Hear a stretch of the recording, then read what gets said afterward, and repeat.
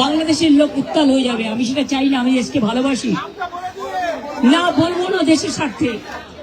এই সিআইডি তো আমার আমলেও ছিল, তখন তো সিআইডি এইভাবে এফেক্টিভলি কাজ করতো না, অন্যায় এসটিএফও করতো না।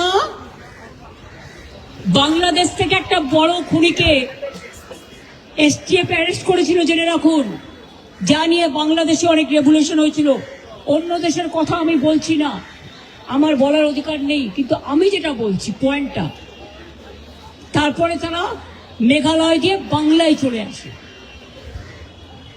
বাংলায় যখন চলে আসে তখন আমাদের এসটিএফ তাকে ধরে, এটা তাদের ক্রেডিট। তারপরে হোম মিনিস্টার নিজে আমাকে ফোন করে বলছেন, এতদিন তো কই আমি বলিনি, মুখ করিনি, আজকে অত্যাচারের শেষ সীমায় গেছেন বলে।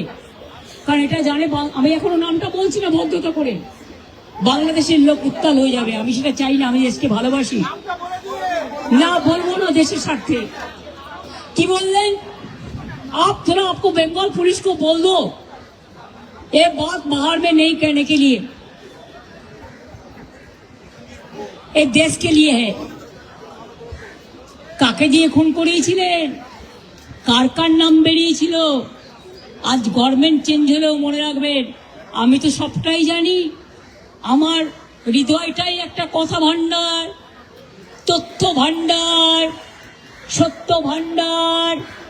আমি তো সম্পদের ভয়ে কর্মীদের জলে ভাসিয়ে দিয়ে দল ছেড়ে চলে যাব না। আমার তো 1 সেকেন্ড লাগতো।